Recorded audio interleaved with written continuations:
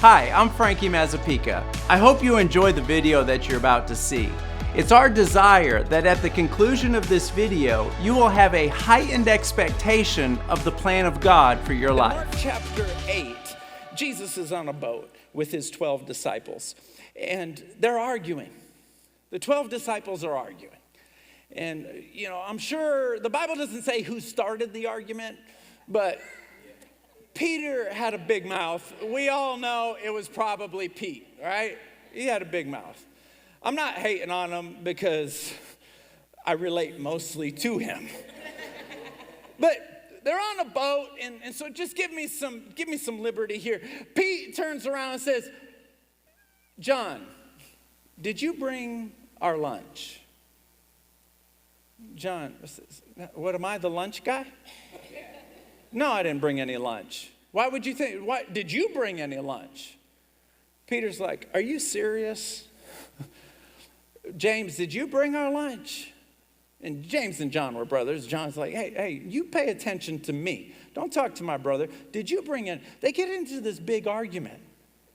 And of course, Bartholomew in the entire Bible, it just says his name. He didn't say anything. So he's standing there like, finally, Peter looks at Bartholomew and goes, "What do you got to say?" Jesus steps up and goes, What are you guys arguing about?" "Well, he was supposed to bring the lunch. We're on this boat. We're starving to death." And Jesus says, "Weren't all of you guys," he had some Texas blood, weren't all y'all with me when I fed 5,000 people with 5 fish and 2 loaves? Weren't all of you with me? Weren't all of you with me when I fed 4,000 people? We had the largest fish fry in the history of mankind together. You guys were all there. Pete, how many baskets of leftovers did we have after we fed 5,000?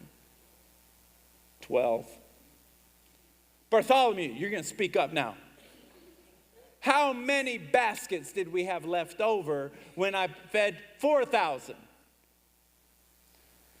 Tell Jesus it was 7 baskets. I don't know what his deal was. He didn't like to talk a lot. 7 baskets. And then Jesus says this, you remember what I did for you. Why are you doubting me now? See, that's a good time. Come on, help me out. You got there before I got there. You know where I'm going with this.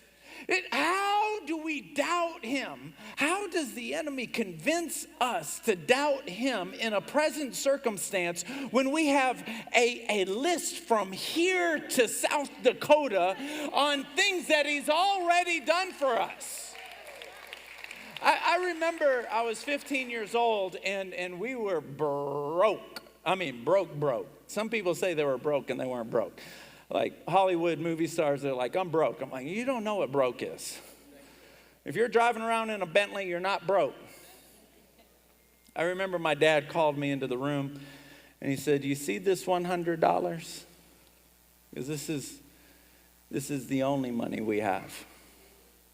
Now, some people say that this is all they got and they got like stuff in the bank. No, 0, 0, 0, 0. This is the only money we have. He goes, "What you're about to see is a miracle." He took the $100 bill and he grabbed a Nike box. It was my Nike box. Because when my generation was growing up, all of us had a shoe box. Under the bed, hiding, maybe the generation before me. Every single note from a girl went inside that box. Are you with me? Some of you don't want to say anything because you still have your box. Every bracelet, every necklace, every note, every picture, it's all in the box. And my dad starts throwing stuff out of the box. I'm like, whoa. I'm good for a miracle, but don't touch my box. He starts throwing stuff out of the box because the stack of $100 bills got so big that the box was tippy. And I remember it because after the first $100 bill, he'd say, "Yo, Franco, come here." Only he can call me that, don't. "Yo, Franco." I'd come over, he'd stick another $100 under the box. "Yo, Frank," stick it. Over in about 3 weeks, I think we had $200 more. But then there was another $100, another $100, another $100. Then he started putting it in the box. The box got full of $100 bills over the course of, I don't know, a year, year and a half. Full of $100 bills.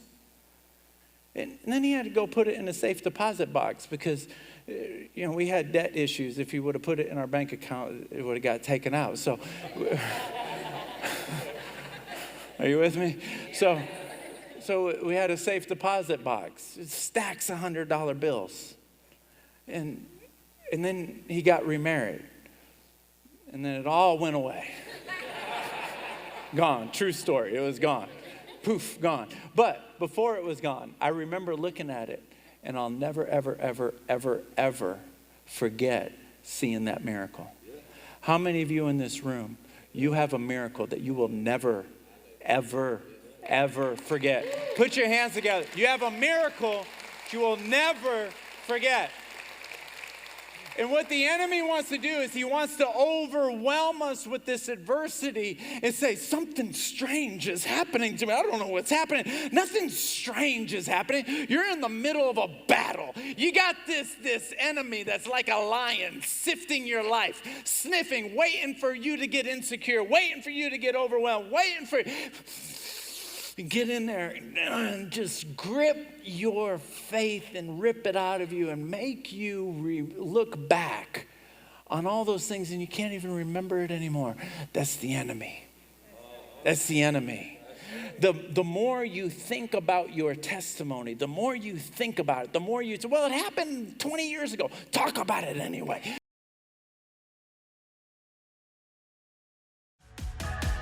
If you like that video, take a second and click the subscribe button as well as the notification bell. This way you'll always know every time we've uploaded a new video.